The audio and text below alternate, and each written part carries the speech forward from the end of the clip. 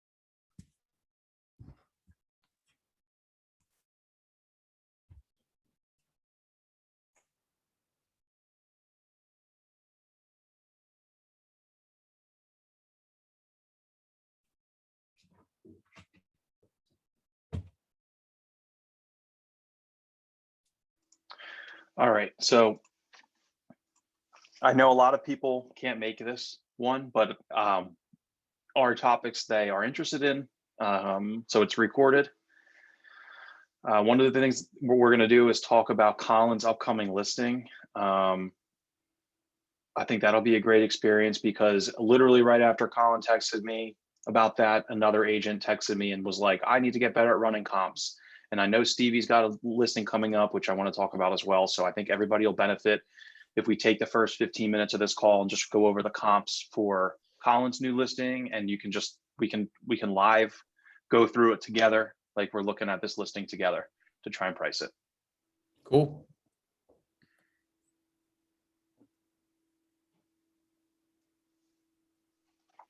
Okay, I'm going to share my screen and we'll get into these comps here.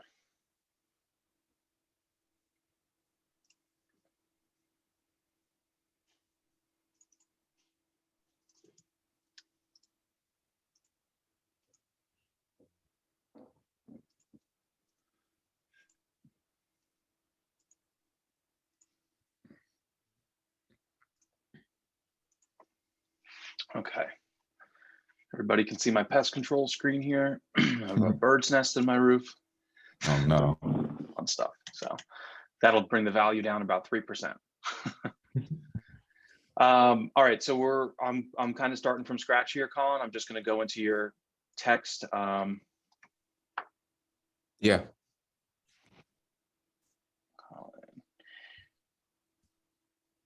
So when we're running comps, a couple things have been happening. If the house is move-in ready, looks good, the end buyer is going to be somebody who lives there, which is usually the case. We're looking for the most similar comparable homes as possible. On the other side of the coin, if the house is totally distressed, it's a hoarder, it needs a rehab, it's got all these issues, and the seller says, I just want to be done with it, I want to sell it as is, that's totally fine. And they can do that. But when we're looking at comps, I just want to explain that we're not generally looking for homes that are the same in that case. We're actually looking for homes that are totally rehabbed, because it's very hard to find two identically distressed homes. Homes Mhm. don't get distressed in the same ways. This home might be, you know, this home that's distressed might need a new roof. This home might not need a new roof. And it's hard to calculate like exactly what the roof is going to be worth and not. And when you're looking at comps, you can't tell just how distressed a home is. When we're looking in Bright, we can't look at these pictures and tell that it's exactly as distressed as our listing is going to be. Does that make sense? So the proper way to run comps for a home that's very distressed is to actually look for a similar home that has already been rehabbed. Mhm. Figure out what the house will be worth once the investor fixes it up and puts it back on the market, because that's what they're doing. So you want to get in the head of your buyer. Think about who your buyer is going to be. If it's going to be a rehabber, somebody's going to put a tenant in it, even an owner occupant who needs to do a rehab, what are they concerned with? They're concerned with the value when it's done. They're Mhm. not so concerned with the price they're going to pay as long as they can get to their number when it's done. So when you're pricing a distressed sale, it's more important to look at rehab comps, and then you've got to come up with a ballpark estimate on how much it's going to cost to get your sale in that pristine condition. And we're actually going to subtract those repairs from there. And then we're going to add a little bit for profit, holding costs, yada, yada. And that's going to determine our list price. So I'm not going to get into that now, but I just want to preface with that because I know that there's a couple agents in here that are, or that will be listening to this recording that have distressed sales coming up. And I want to make sure you understand it's really hard. It's necessary to come in Bright and look at comps for distressed sales, but it's very hard to come up with an accurate number if you're just looking at the crappy ones. If you're ignoring the ones that are selling for 250 and only trying to find the distressed ones, it's going to make your life very hard to get a good price for that property. So I'll get into that at a later date, or maybe another call. We can go into comping out distressed sales. But for Colin's house that we're going to look at right now, this house is move-in ready. Am I right? Yes. I'm going to ask you some questions because I haven't seen it. Okay. You said it's about 1,300 square feet. Yes. So 1,300 square feet, and it's in, you gave me the address in Blackwood, 6 Willow Cedar. Blackwood. I always do a map search. Yeah, You me can too. You can do it however you want. I just had this problem with Rachel last week. She did a town search. It's just, in my opinion, we start like how an appraiser is going to start. An appraiser is going to start as small as possible and only expand if absolutely necessary. So we're going to go into search, and I'm going to just start with a half a mile. 6 Willow Cedar Way, Yep. Blackwood. Okay. And I'm going to leave actives because I want to know what our competition is going to be. I'm going to go pending, and I'm going to go closed, and that's it. I'm going to leave it just like that. 54 matches, it's a lot. So maybe I don't even need a half a mile to start.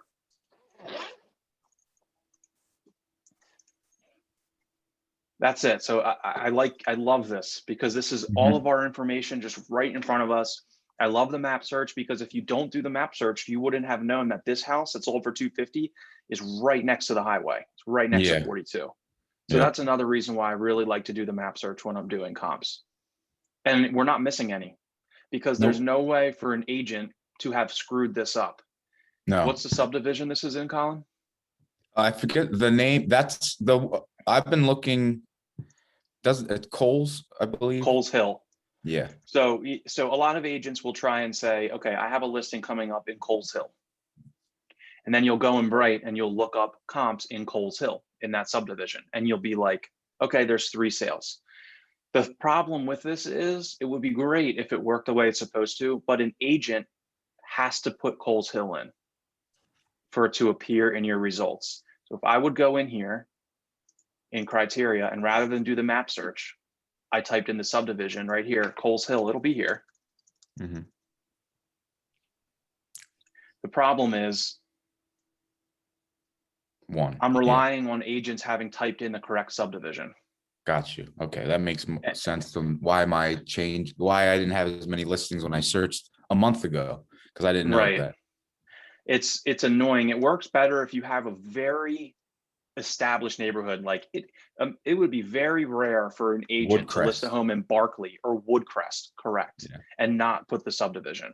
But for an agent, and it still happens because we get agents from North Jersey or other areas that buy a house off market, they rehab it, they list it, and they just do the same thing every time. They type in none available Mhm. in subdivision. So if they did that, it wouldn't come up in our search here. So I just wanted to just, start with that. So I'll go back in the map here. How many beds and baths is our home? It is 3 bedrooms, 1.5 bath.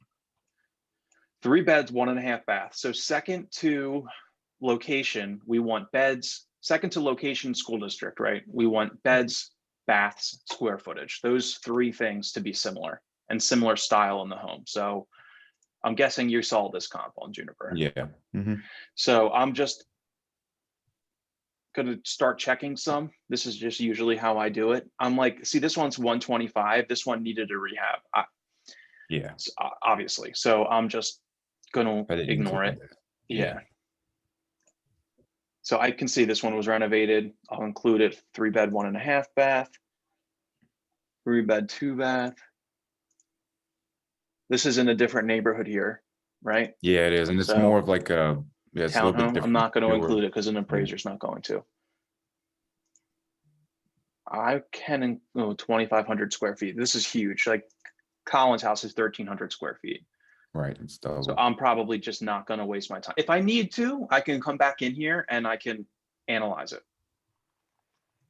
But I feel like I've already gotten 3 comps that are all 3 bedrooms, all in the same price range. I'm Yeah. already feeling good about getting a price for this house. I wouldn't Mhm. feel good if I came on here and we had none of these, then I wouldn't feel so good, but I'll include this one as our low. I'm generally looking for 3. I'm actually going to do the value worksheet on this as well. So everybody can see how I do the value worksheet. I use it religiously. I use it when buyers make an offer as well.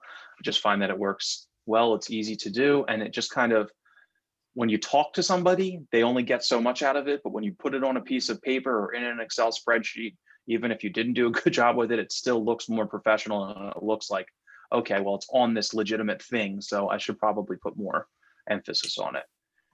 So at this point, I've got 4 comps. I'm happy with that. I'm going to go to my results here and I'm going to narrow them down. Just click refine and narrow. And then I always sort by price. Now I want to look in here and let's see if these are similar to Colin's listing. So Yeah, that one is definitely a rehab and theirs is not. this is a twin though. Is yours a Okay. single family? Yes. So I'm still going to use, they say you can use a twin to compare to a single. So if we have a single family, an appraiser will use a twin. The single family will be worth more. If you have a twin, an appraiser will not use a single family. I see. Okay. Generally, anyway. I'm just going to look through the pictures. We've never been in this house. Colin has been in his seller's house. So we just need to determine, is this similar condition? And what do you think? I would say this would be similar condition. Is your kitchen renovated in your listing? No, it's not. Not So this has a- renovated. Yeah. This This one has is a nicer renovated. kitchen? Okay. Correct. White cabinets in yours? No, Okay. Stainless appliances? no. Okay.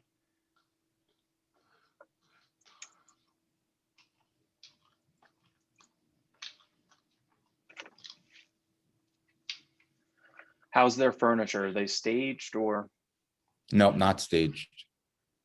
not staged? Is the furniture like super bulky, disgusting, gross? They have a treadmill in the living room like these people do. No, but they do have a lot of like office equipment, a lot of extra stuff. It's not as visually clean as this in the As sense this, of okay. moving space. Yeah. Okay. They have just more furniture, more items. So when we're going through our pictures as agents and we say, should I include this picture? And we go, yes, we should include this. When we come to this picture in our camera roll, we probably should say, no, we don't need to include this picture. Oh my God. Are we trying to show the TV show off, or we just wanted to have a blurry picture in there just for fun? I don't know. Are you hiring a photographer, right? Yes, Ken. Oh, good. Okay. Oh, he had to reschedule? That's weird. It was just because of the rain. The rain, we okay. opted for Thursday. Yeah. Yeah, this place has newer items, less furniture, not as modern fixtures either, as far as the stainless, as far as the white cabinets. Okay. And just a tip here, you see this light here? They don't have recessed lighting in here. You can go to Walmart and buy these lamps for literally $9.99. And I do that. I have them in my basement, and I would take them and put them in listings if there wasn't. This time of year, you're okay because sunlight is, we have sun until like 8 o'clock. But in the winter, when it gets dark at 4 o'clock, it's worth your $10, and it makes you look good to bring like lamps over and just have the sellers leave them on, or just leave them on at all times with an LED bulb in there or whatever for showings, because it sucks to walk into these rooms and they're pitch black. So that's just a side note there. Okay, house looks good. How about the yard? Similar? Yep, their yard looks really great. They have a nice backyard and front yard. Okay, so we'll keep this as a comp. I'm just going to quickly go through these now that we have seen one. No pool at yours, right? No pool. Okay. This one looks like maybe it's in some more similar condition to yours. It's a little bit odd, the Yeah, decor. exactly. Okay. Mhm. Kitchen's not updated. This is more Right. similar to yours. Okay.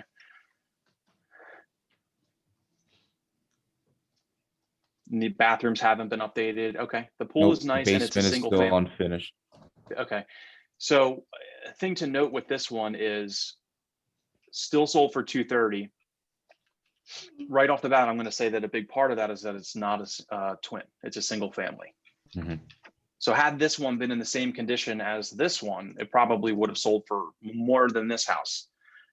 Perhaps another 10 to 20,000 more. I don't know, but just to note. Totally different style house. So an appraiser will include this, but isn't going to put a ton of weight on it if he can find better ones, but I'll use it for our purposes here. Everything's on one floor, kitchen needs to be updated. All right, so we're getting the feeling here. This is similar to Colin's listing, right? Right, exactly. It's in the Similar in sense of- quality to, okay. Yep. Now, Yep. were these the comparables that you used? Yeah, it was. And you told me that yours does have a basement. It has a basement, but it's unfinished, and even this Okay. basement looks better than that one, just because it's unfinished, but they use it for storage, so it's a little beat Okay. up. Okay, so I'm gonna open up the value worksheet now.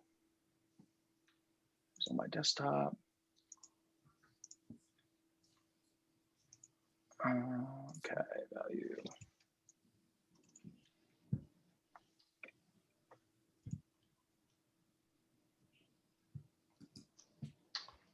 Jimmy, where do you get that value worksheet from?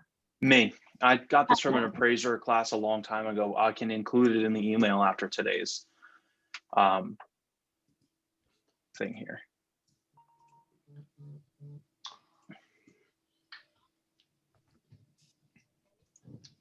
Okay, can see this now? Should have Yeah. just on my desktop from the start. So did you use something like this out of curiosity? I did, but I actually used that appraiser tool that I got from that class that I did, so I was Right, using I'd that love too. to see that.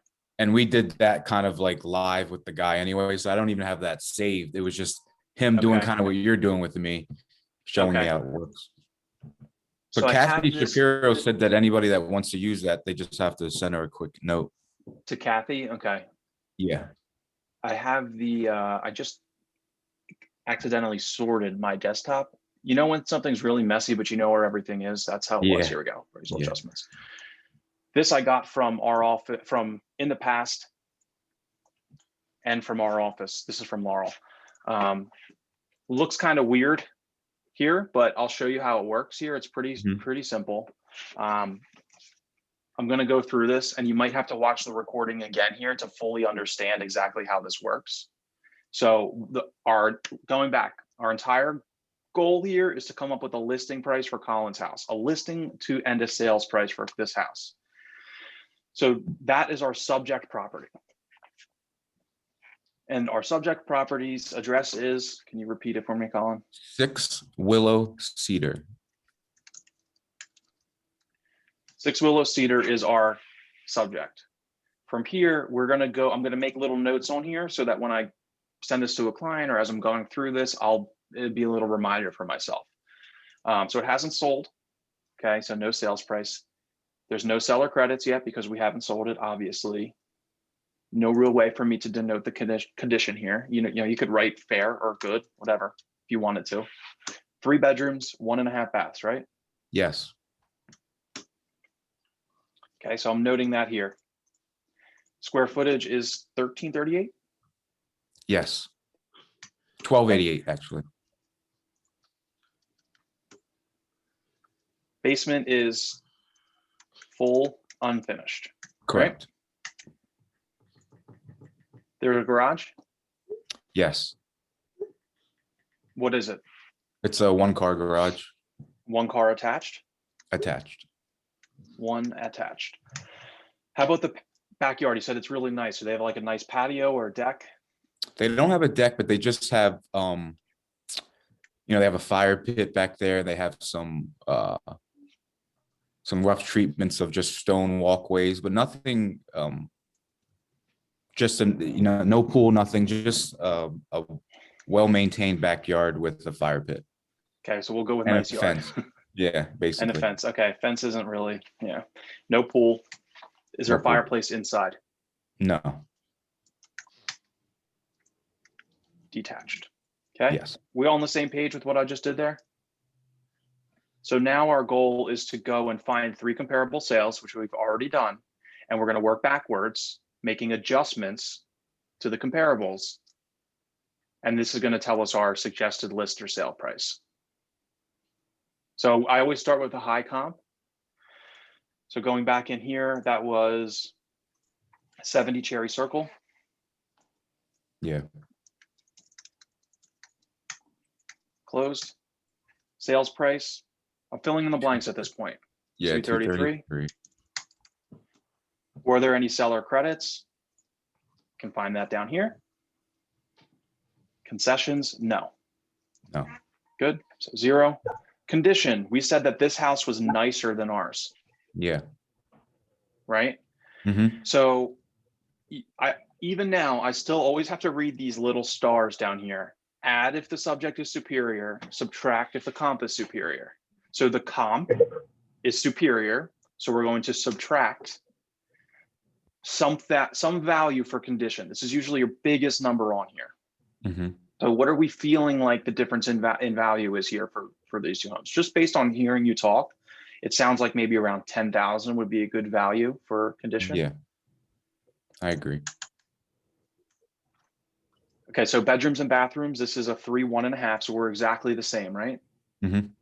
So we could do 0, 0, and 0. They're identical, so no change needs to be made here.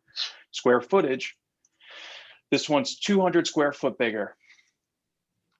So Yeah. these are the values that are on this sheet. It tends to work out okay. In here, I usually just type in the simple equals. It's 200 square feet bigger. Yep. 200 times, 20 to 35, let's call it 30. That's going to be $6,000. But we have to remember that our comp is superior, so we need to subtract this. Make sense, everybody still? Mm-hmm. Simple enough? Stop me at any time to ask a question, anybody. Basement is, on this house, there is no basement. No basement. So we need to make an adjustment. Ours is nicer. So we said that a basement is worth 5 to 10,000 based on these numbers here. Mm-hmm. So let's call it 7,500 just to be in the middle. This time ours is nicer. Oops. So we're going to add it. Okay, easy enough. Finished basement, we're going to just say 0 because ours isn't finished. Garage. There's a garage on this house, right? Yeah. Yes, there's a 1 car attached. That's the same as ours, right? Mm-hmm. So we can do a 0. Patio or deck.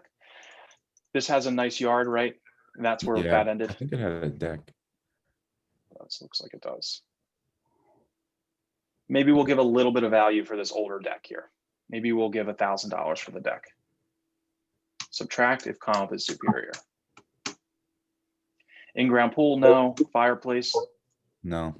I did not see a fireplace in here. Did anybody else see a fireplace in here? I don't think so. No.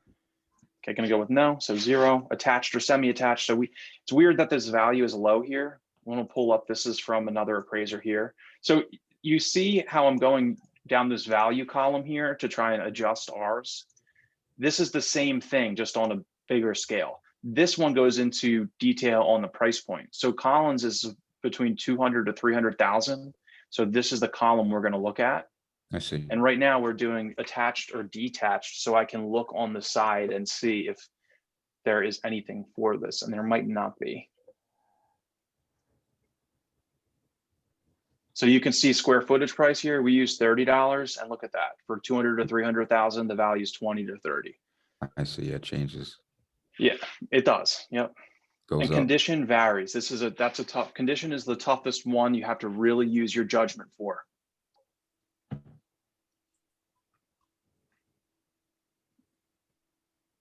I have nothing for attach detach other than this. I feel like it's more than the 2 to 3,000. Just for the hell of it, I'm going to throw 5,000 in here, and ours is better, so I'm going to add it. Okay, so our first adjusted price, 228,500.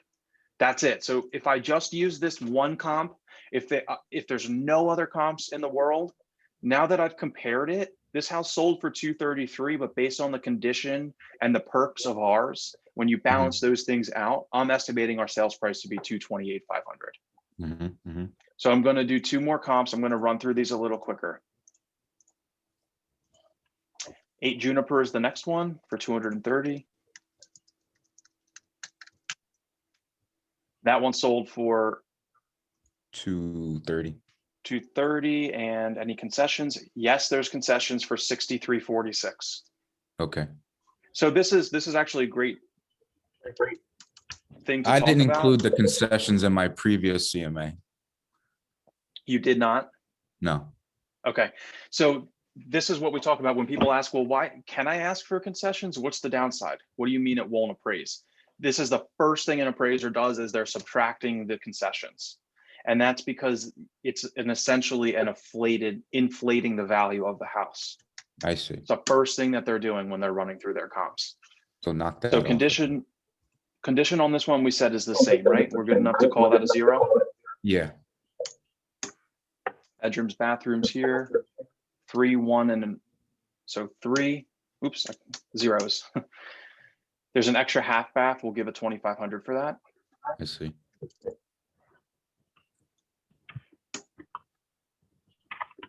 Square footage is 1920. Yikes, this is a lot bigger. Yeah. Let's do it. Same thing. Equals minus So it was 600 square feet about. Yeah. The other one was 18,000. 200, 6,000, yeah, 7,500. Yeah, because it was Okay. it's 3. The other one was 6,000 for 200 square feet. So this one is, Right, exactly. 3 times the difference. And then there's no basement here. So we're going to do the same value change on this one. Garages, I feel like this had a 2-car. yeah, I think so. These pictures are awful, man. It's worth $150 for your photographer, even in this Yeah. market. And it's going to look so much better when you share it online. There's no garage. Yeah, totally. No garage. Gotcha. We'll give ourselves 5,000 for that. And then with the pool, we can give 5,000, and we'll just, in this market, I'm going to say that pool is worth 5,000. That's because in this price point, it can be a burden for buyers. No offense to buyers in this price range, but if it's a $500,000 house, typically somebody with a pool costs the same to run in a $200,000 house as it does in $1 million house if the pool is the same. Make sense? Yes. Typically buyers in that higher price range are more financially able to take on a pool. In the lower price points, usually a first-time buyer, young kids, pet, it could be a negative. It's better. So that's why we're going to give it 5,000 here. We might give it a lot more than 5,000 if this was $1 million house. That makes sense? Yes. I'm going to leave the fireplace thing. I think was none. No fireplace. So we'll do 0. Oops.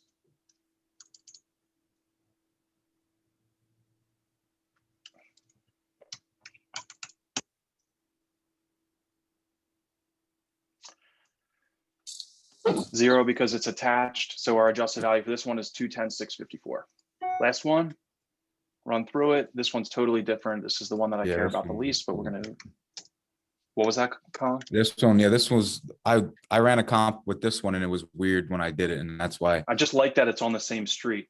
Correct, right? And it was 210 and it made me kind of 10 realize how cash sale important it is. though. That's Okay. that's really important. So the fact that it was 210, you know, Mhm. I'm typically telling my sellers that's worth about $10,000. So I I see. wonder if this house would have sold for 220 finance. I wonder if they had an offer for 220, but it was financed and they said, no, Right, and let's I take got that cash 210. deal. Mhm. Yeah. So keep that in mind here. We might actually bump that up or inflate that price or just take it into account when we finish this. So no seller credits, Nope. same bathroom, same bedrooms, and an extra full bath. Yep. Did I just do full bath? No. Yep. Okay, square footage of this one is 1,400, but it's estimated. So I got to go in public records.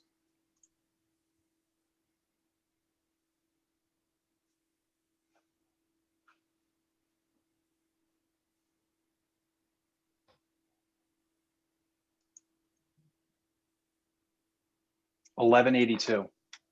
Wow. So I wonder if there's an addition that wasn't permitted. There's some discrepancy here, right? Right. It must be from an addition. There must be this room right here. This looks like an addition, right? Yeah.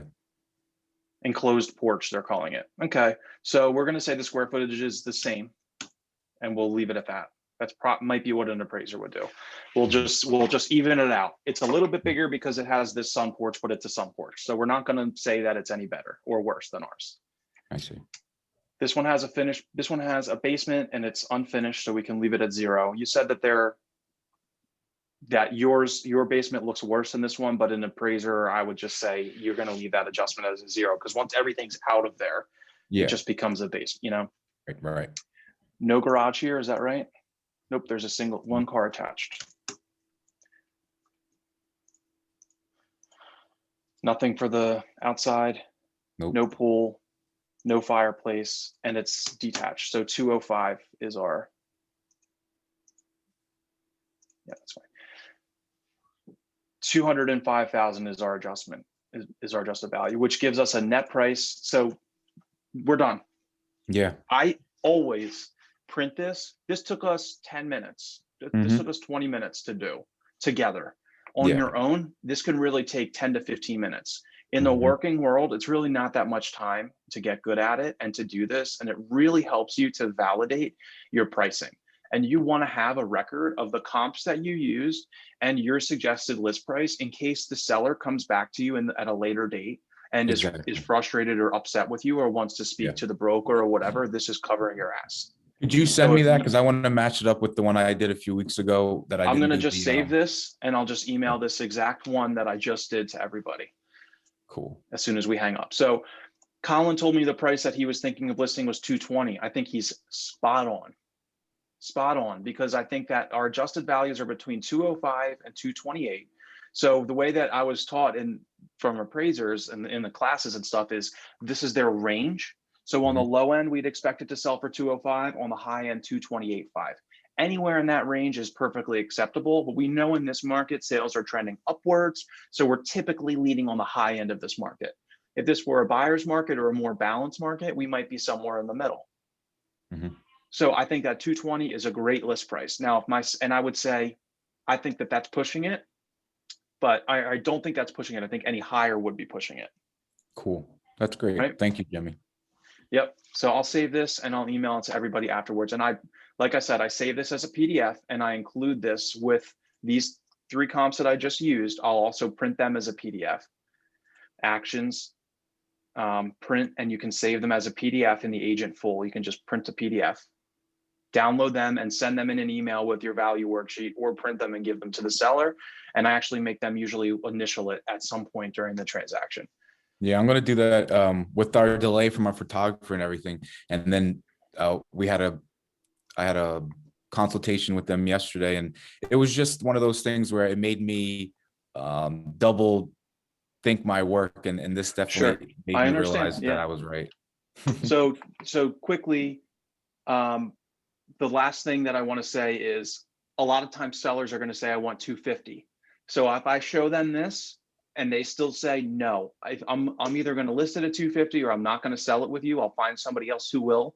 They will find somebody else who will list it at 250. At that point, You have the conversation of, fine, I'll list it at 250, but this market moves quickly. If we don't have any offers within 1 week, I want you to reduce to 225.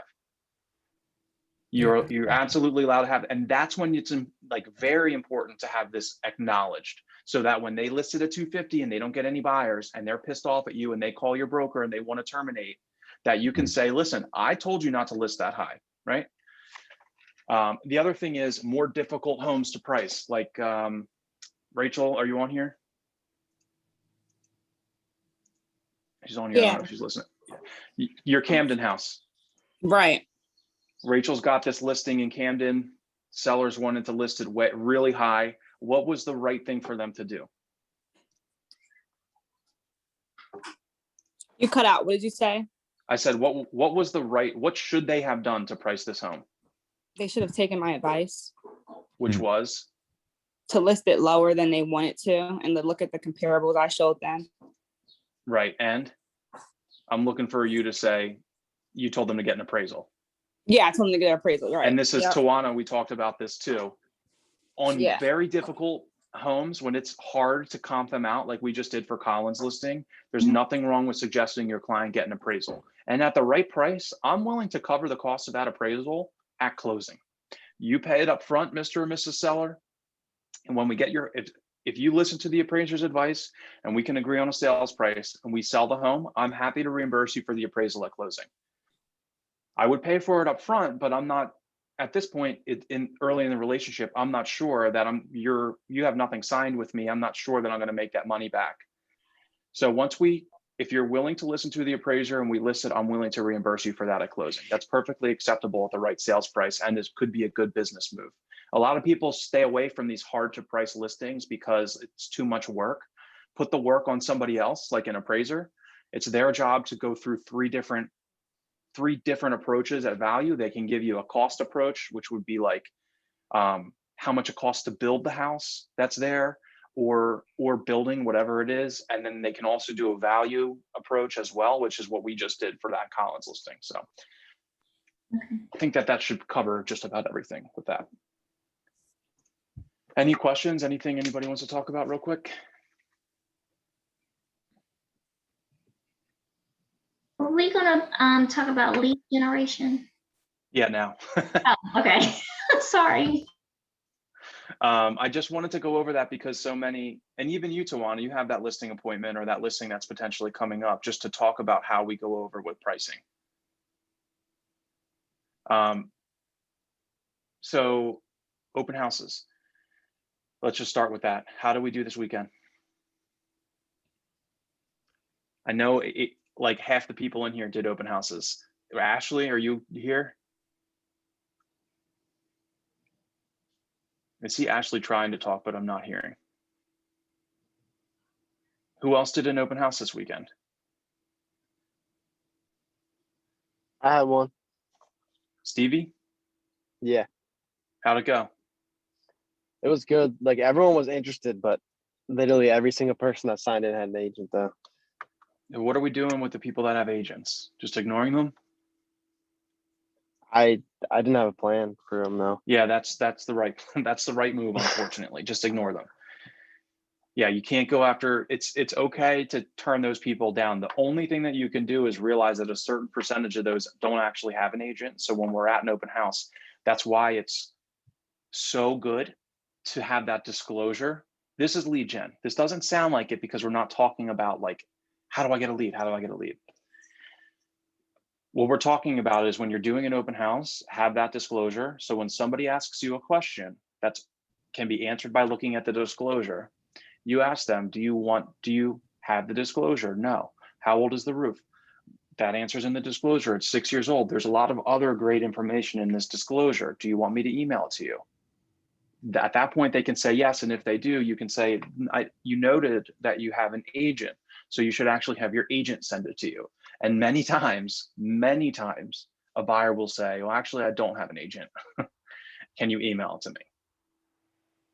And that's how you can break them away from that, especially if you're using a paper sign-in, to make sure that you're always going back and making sure the last person that signed in, every opportunity you get, and I know it's hard in busy open houses, that they circled no, on do you have an agent, and write somebody in there if they didn't circle no. Because you'll see on your, I remember, I mean, I could probably pull them out, like my open house sign-in sheets, that do you have an agent, yes or no? And you'll get somebody that writes no, no, and then you'll get that one yes, and then all of the rest of them will be yes, because they just copy what the person in front of them did. So, lead gen, Stevie, going back to you, got a lead, right? How'd you get the lead? We were buying a dog this weekend, and then the dude that sold it to us wants to sell. So go into depth on that. I feel like this is such a real estate story. How did you get from we're buying a dog from you to you're a potential double-sided client? I don't really know. We were just like, I was playing with the dog, and then we were talking about the dog, and then somehow real estate got involved, and then he was like, yeah, I was thinking about selling, but I'm not sure. And then we just kind of started talking, and yeah, then I went inside and he showed me around and stuff. Okay. Yeah, I mean, just so much of our time is spent like out doing something that we consider lead gen, that we forget that just living is lead gen. Like that, every opportunity that we have to meet a stranger should be lead gen. And it doesn't have to be you asking that question, are you looking to sell? It's just about being present and being aware of what somebody's needs are. And I think that that's awesome. I mean, you've got to just, any way that you can when you're talking to a stranger, to get them to talk a little bit more about themselves, they'll ask that question to you as well. And that's your opportunity to say, oh, I'm a professional real estate agent. And they'll so often ask you questions about the market or about their house or anything like that. And when they ask you about the market, the right answer to that is, anybody? How's the market? How's the market, Colin? You're muted. Anybody can take it. It's easy. Every buyer that I get, I'm taking around to 9 o'clock at night, and it's just too busy. No. How's the market? Depends. Are you buying or selling? That's the answer. It depends. Are you buying or selling? And not, are you buying or selling? That will get people to open up to you a little bit more. Not, and because it sounds like a complaint when we say that. That might be the reality, that we're out there working our asses off, but it's not what people don't really care about that, right? I would say another thing is, so many people have probably reached out to you. I know they've reached out to me, and they sent me that TikTok with the guy selling the apple. And they're like, good for you for being so busy. Everybody thinks that because the market's so hot, it means that we're all doing a ton of business, which is the opposite of the reality. Isn't that right? So that's a good time to educate our friends and family when they bring that up, and you say, oh, it's crazy, the market's crazy. They'll probably say, oh, good for you. That's why it's probably not the best way to answer that question. And a better way to answer it would be to say something along the lines of, can I ask a question to the group? Yeah. Has anybody put any time or thought into doing something like a newsletter or any lead generation, as far as I hear a lot of the same stuff, like knocking on doors and that type of stuff, but has anybody done anything more or started to work on getting like a giant email list together and just doing something not through command, like kind of off the cuff? I know that's my project, is I'm trying to get together a newsletter that I can put together that's similar to the stuff that I would post on social media, but for something to add another touch. I feel like that's the only way to really do it. Have you guys thought about doing anything like that? What are you going to put on the newsletter? I would say stuff that I've learned about the market, trends, no different than what you might see if you scroll on someone's personal feed, but I guess it would be my own personal feed, just kind of given out to a lot of the people that I'm meeting, because I'm accruing emails myself, the same way as Stevie kind of met that guy through a dog type of hobby. The same way with me, I'm slowly getting names and addresses, but I want to figure out a way that I could use them. And I kind of want to see if anybody else is thinking the same thing. I'll let anybody else chime in, but there's a ton of ideas, ton of content to talk about with that. Because we're all new, so it's like anything we've done or gonna do, we won't have seen any benefit from it yet. So I'm kind of just trying to figure out what everybody else is thinking. Okay, where you guys are So you gonna want to put, start? where are you going to make your newsletter based out of? You going to do a town specific or South Yeah, Jersey town specific? specific, yep, because I grew up in Cherry Hill, big Okay. town, but I'm from the west side of Cherry Hill, and I know that area like the back of my hand. So it's probably gonna lean on mostly neighborhood talk, neighborhood events, neighborhood type of thing. But I don't even live in Cherry Hill anymore. Now I'm just a Burlington County resident, so Yeah. it's all over the place. So I think that to do the town newsletter is a fantastic way to lead generate and look at it less as a Colin spewing information and more as a who can I connect with that everybody in Cherry Hill might benefit from learning that, this restaurant now allows dogs to sit outside. Yeah, These I are see the what you top, mean. these are 5 dog friendly restaurants. And how do you find that information? You walk in or to go into a store and talk to the owner about being in your Yeah, I see newsletter what you for mean. this month. Yeah, So no, that's- it's that gives you a great reason to talk to business owners who love talking about their business and Mhm. great content for you to give to people in the community as well. Yeah, that last week when you guys talked about that link tree, I went ahead and signed up for that, and it's awesome. And it's really one of those things where it made me think of an angle that allows us to now generate ideas. Because now I have a place that if I do have a newsletter or an idea or something, that particular method is just fantastic. So I thank the group for even showing me that even existed. The newsletter is an awesome way to stay in touch with your clientele, especially because you're the one that's putting it together and you're not just using some generic thing that's just a blast. When I helped run the team, we did a similar thing that I would help create every month it was for Cherry Hill, and it probably is still going out. As a matter of fact, I think I still get the emails for it. But we had like a tremendous click through from that, like way, way, way above the normal click through for when you send an email out and people click on your links. It is a great way to stay in touch with your database. And the reason why people liked it from us was because of that. It was personalized stuff. It wasn't like the market in South Jersey is hot, sell your house. It was this weekend's events in Cherry Hill.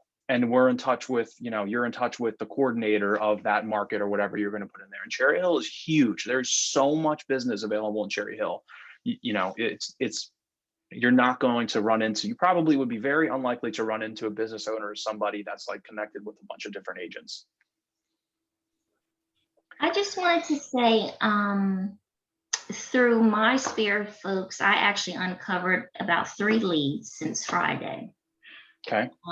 One is one of my daughter's friends who's actually going to be purchasing a house within the next year.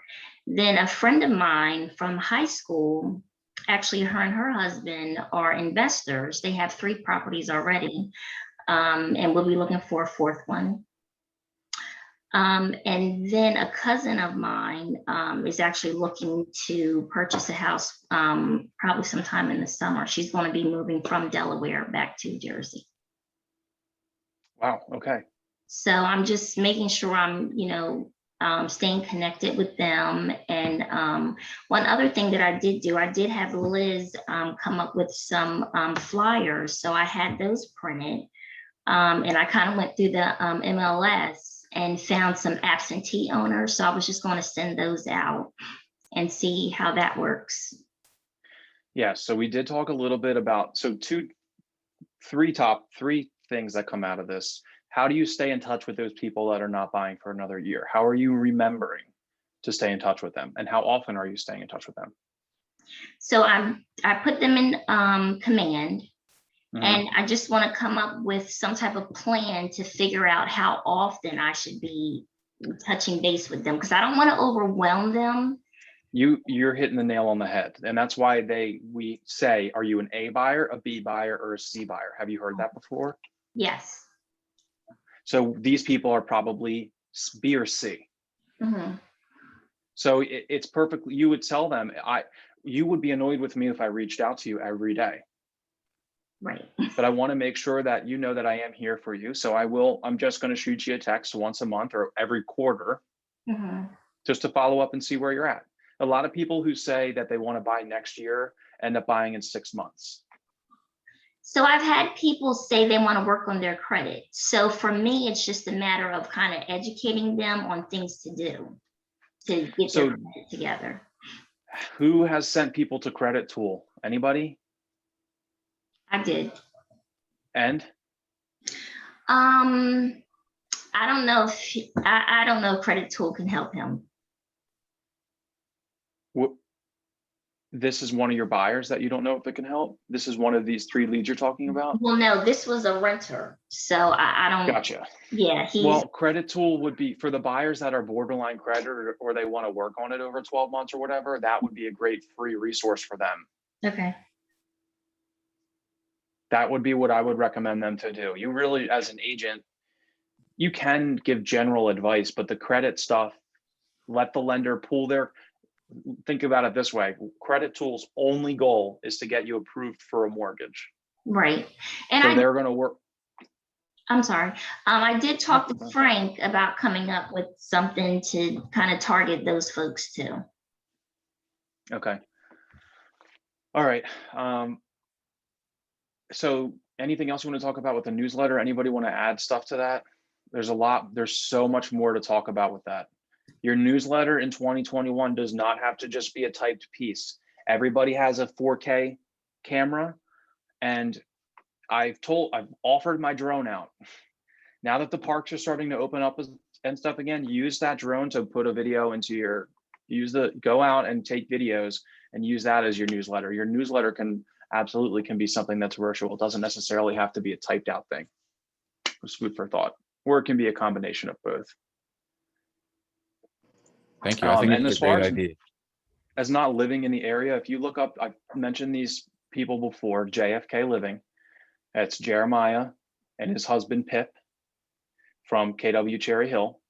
You would think that they live next door to the mayor in Collingswood, and they do not live anywhere near Collingswood. They are like the Collingswood kings or whatever. Like, they do so much business in that area, and they live in like Tabernacle or something like that. So don't feel like you have to live in the area to be successful there. It's just about perception. What I was thinking too. I think that's kind of what's been kind of on my mind is like, I'm really South Jersey, so I'm kind of thinking, where do I really want to go? All of this, the newsletter, the open houses, the door knocking, it all works. It's just about being patient and doing it over a long period of time. Nothing works immediately.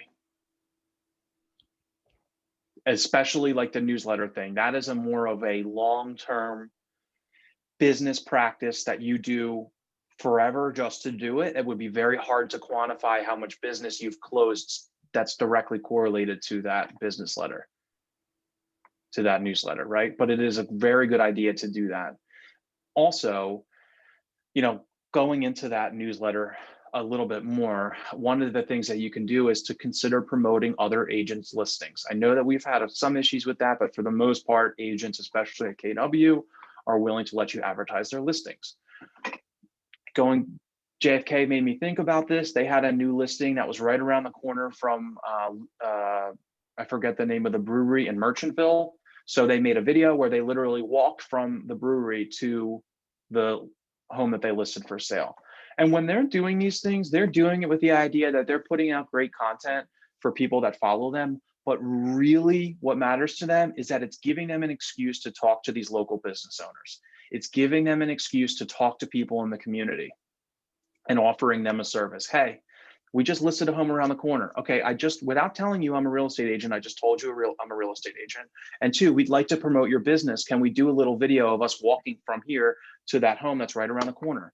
Now the business they're of course going to say, yes, absolutely. That's awesome. Go for it. You know, and that's exactly what they did. So if you keep that stuff in mind, I think that, you know, it definitely will, it all piles up.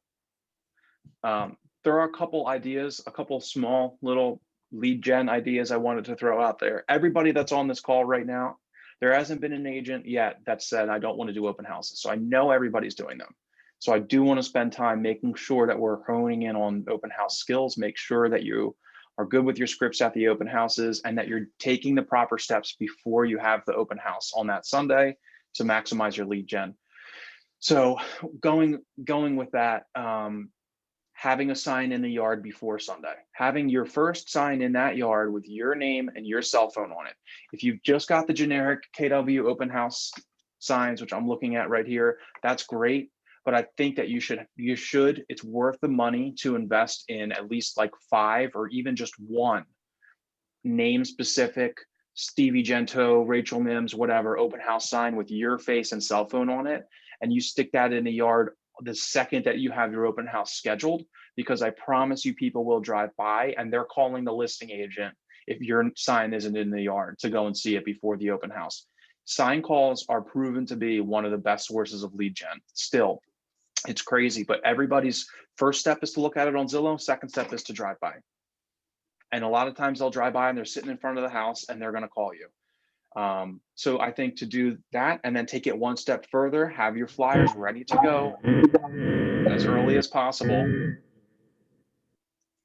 That wasn't me, I swear. I don't know if that was Ashley or what's going on. That was hysterical. I don't know. I'm taking that out of the recording. But anyway, to do the flyer holder, which we've all pretty much talked about, right? Put your flyers in the yard as well. So when people drive by, they take your flyer, have a QR code on there, take it to your link tree or to reach out to you, whatever. If you're not doing that, I highly recommend it. Another thing, another generic lead gen idea, which you may not have thought about doing, is dumpsters and driveways. I've talked to a couple people about this. I know I've talked to Taryn about it. She's not on the call. Does anybody know what I'm talking about? No.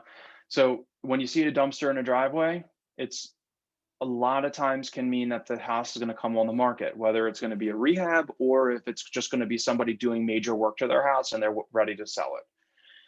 So I used to, this was my value add. I'm going to explain this to you. And I think that it's something that would be worth your time. Every single time I saw a house with I still do it in my neighborhood, but every single time you see a dumpster in the driveway, it's worth a conversation with whoever's doing the work.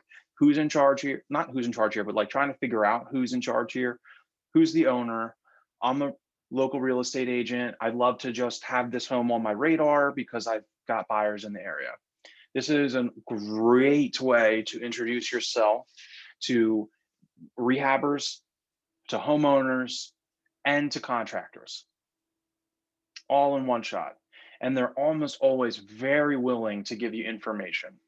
I've been a part of many rehabs and there are some agents who are smart enough to do that, but usually like you don't get a single person you don't get a single agent that does that. You know, there's a house not far from me and it has sat vacant and just horrible for years. And someone is actually now in there renovating it and everything. This is great. So let's say you talk to this person, they're going to say one of a number of things. They might give you the number of somebody named, I don't know, Julie, and you call Julie and you say, hey, I'm a real estate agent. One of the workers at your house at 123 Main Street gave me your number. I'm just calling to see what the deal is. Is it going to come on the market? I might have a buyer for it. And let them talk. They might say, yes, it's going to come on the market. It's 2, it's already sold, or 3, I'm just a homeowner doing renovations. And I think that any of them are great information for your database. If you learn that it's going to come on the market in the future, you now start compiling a list. And your value add when you're doing open houses is, hey, I've got this list of houses that are going to be coming up on the market. They're not even listed as coming soon yet. They're in the works being renovated. Do you want me to keep you in the loop on that off-market list? And especially right now, a lot of people are going to say, yes, they want to be informed and they want to be kept in the market, in the loop with that list. Okay. So I can't stress that enough. we're in the sales job. Like I sold furniture, office furniture, and we got a lot of business by stopping in anytime that we saw a building being renovated or built or being worked on. We would just stop in and talk to the construction manager, and he would put us in touch with whoever his contact is, and we'd sell them the furniture before the building's done. It's the same concept here.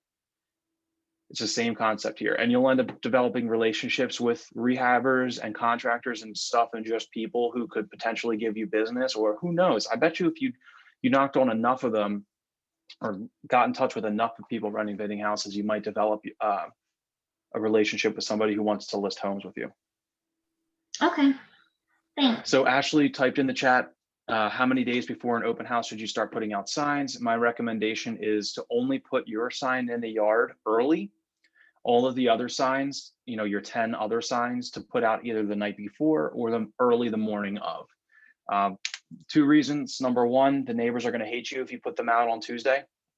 They're going to get blown, they're going to get run over, they're going to get stolen. Number 2, if you put them out really early, people who drive by every day, they just become numb to them. So you put them out the morning of, they weren't there yesterday. The person that drove by yesterday is now going to see it and is going to know there's no house there. So morning of, night before. Anything else on the dumpster thing? Because that is such a great tool, especially for those of you that are door knocking, to make sure, like, just because there's a dumpster doesn't mean that I'm going to move to the next house. It's probably even a better house for you to look up, to add to your list for lead gen. Third thing, absentee owners. So Tawana, you just brought it up, but I did want to talk about that, touch on that a little bit today. Perhaps we should put a class together just talking about absentee owners. I didn't want today to run too much longer than an hour. Absentee owners, somebody else talk. What are absentee owners? And why are they a good source for leads? They're people that have houses, but they no longer live in the house, or they're renting them out, or. And why are they good leads? Because they might be wanting to sell. So vacant owners, absentee owners are exactly that, exactly what you said. Somebody who owns the house but lives somewhere else. So it's a rental, or a family member lives there, or it's a vacation house, or whatever. The fact that's important to know as an agent is that approximately half of all rentals in America are owned by someone who only owns one rental. So again, approximately half of all rentals in the United States are owned by somebody who only owns one rental, meaning it's probably somebody like any of us who just have one house that they're renting out. Right now, the market is a strong seller's market, and we're seeing landlords who are tired of being landlords finally being able to get out of these headaches. A hot real estate market doesn't make it any easier to be a landlord, and it doesn't reduce any of the headaches. And as a matter of fact, this hot seller's market has only added headaches to landlords, AKA you can't evict, you can't do anything with your tenants because of the moratorium with the pandemic. There are ways to go into Cole Realty Resource, to go into the MLS, to find a list of vacant owners and get their current address, their name, their phone number, and their email. Your job as an agent is to advertise yourself to them, to have a conversation about their real estate needs. Maybe they don't want to sell. Stop making it about, I want a listing today, and start making it more about, how can I help you in any aspect of your life? And for a landlord who doesn't live at the home, to advertise yourself as, I just want to sell it, probably won't get you anywhere. But if you say, advertise it as, that's the last thing you're talking about. The first thing you're talking about is, I know contractors are hard to come by right now, especially with the pandemic and all that's going on. I'm just, as an agent, I've got a list of some of the best contractors in the area. Start making yourself more of a service professional provider than somebody who's just pounding on these leads trying to get the immediate sale. And you certainly can, the whole premise is, now is a great time to sell as a landlord because the market is hot, but you're also here to provide these resources as a service. A lot of these landlords don't even know what their house looks like. They haven't been by it in so long. They have no idea. You can offer, hey, when's the last time you were there? Oh, I haven't been there in 3 years. I'm unhappy with my property manager. Do you know what the outside looks like? No. Well, why don't you just later today, I'll drive by and take a picture of it and send it to you. This is such a great script, because if you find an owner that hasn't been to the property in a while and their property manager isn't doing a great job, and you take a picture of the outside, it's almost guaranteed that it's not in great shape, and that may encourage them to sell. When you put that picture, because a lot of rehabbers, they go around and they take pictures of people, the front of people's distressed homes, and they mail the picture to the owner who lives out of state, because it gives them that emotion of like, oh, because people want to bury their head in the sand, and to put that picture in front of them makes them be like, I got to get rid of this thing. Ashley's asking where you find this information. You can do the search for vacant owners on colerealtyresource.com. I can send that to you. You can print the numbers out in the spreadsheet, and you can go through and call, text, or email. I love using the iPhone. Not everybody has an iPhone, totally fine. But the benefit of using an iPhone is when you type in these cell phone numbers to text them, you can see if it turns blue. And that means that you know that they've got an iPhone. So after you text your lead, this is just another general business advice piece here. After you text a lead that you don't have their number, at the top, you can share your contact info with them. We've talked about this before. So now, even though you're not in their contacts, the iPhone software just added you to their contacts, basically. So when you text them, it says your name and not just a random number. So nice little tidbit there. Yeah, I had a And question I'll about. send the Cole Realty stuff. Yeah, go ahead, Rachel. So yeah, I got a call from someone today that she either wants to sell her property, which I looked it up. It was sold before by Remax for 400 when the market was hot back in like 2005, 2006, when that was kind of hot. And then it sold again for 289 when the market was low in like 2018. So I'm thinking, since it's hot again, like it was in 2005 or 6, I can look at some comparables, but nothing really compares to hers, just because hers is detached, whereas everything else in the area within the past 90 days was row house. But she asked me if, like, she basically wants real estate information, I feel like, because she asked me what she should do with the property. She lives in New York, and she wants to know if, she said, selling it's not off the table, but if she wanted to know if she should lease it or something. So I'm going to go visit her at the property on Saturday. Yeah, so that's So she's an you could always absentee. rent it out. You could rent it out as the agent, right? You could put it up for lease, and you could be the one that finds the tenant. Right. But for finding comps, so you can't find anything within 90 days. Your next step is to go back to 180 days. I mean, yeah, I went to 182 and it's still nothing, just nothing detached in that area. It's interesting that there's a detached, that yours is detached and none of the other ones are. Why is that? Is it in like, what are the neighbor's house? Is it, I can't imagine just one house being detached and all the other ones are. Yeah, I can show it to you. It's I know exactly where it's at too. It's kind of near Rutgers area, actually. Okay. All right. Well, let's hold off on that. I don't really, you and I can stay on this. Anybody else that wants to learn from Rachel looking at this comp can stay on for that too. But any more lead gen stuff? Any other questions, Tawana? Anything that you found beneficial from talking about, like the dumpsters or the newsletter, anything like that? No, I think probably the next thing I'm going to start doing is reaching out to expired and FSBOs and see where I get with that. But I'm still going through my sphere of folks, so I have a list. Your sphere, yeah. I mean, it's just, you can't beat that. It really is. It's a mindset. It's changing, like, where can I get that lead from to how can I help everyone else? Oh yeah, another question. Hello. Yeah. Sorry, guys.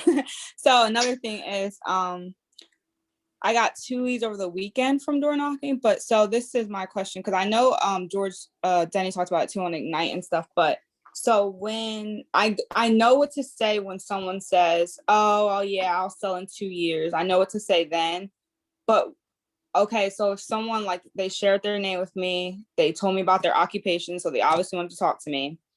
But now it's like, yeah, it is enticing to sell right now with the market. But also, I don't know, because I don't know if I want to, like, give or take 5 years, which I know is probably gonna be most likely sooner than that. Like you said, they most likely end up selling sooner. Downsizing and going to Florida. So how to, like, when you're lead generating and people are saying like, yeah, I do want to sell because the market is hot right now and a lot of people are getting more for their home. Do you then push and say like, yeah, we're not going to see this market for probably another so and so years, or do you just follow up, like, you know? This is like Tom Ferry stuff. You be the seller. I love Me be the watching Tom seller? Ferry videos. Okay. Yeah. Okay. You told me your goal is to get to Florida. Is that right? Yeah, to get to Florida, relocate and downsize. That's awesome. I have a cousin that lives in Panama. She lived there for years. She took that opportunity when the market was hot in 2005, and she never looked back. Why do you want to move to Florida? Right now, my house is just pretty big. I'm getting older, so I just want to move to a smaller property.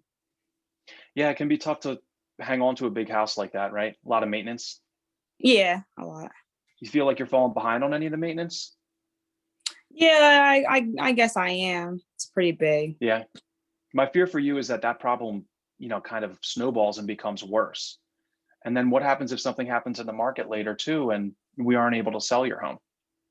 Will you still be able to get to Florida?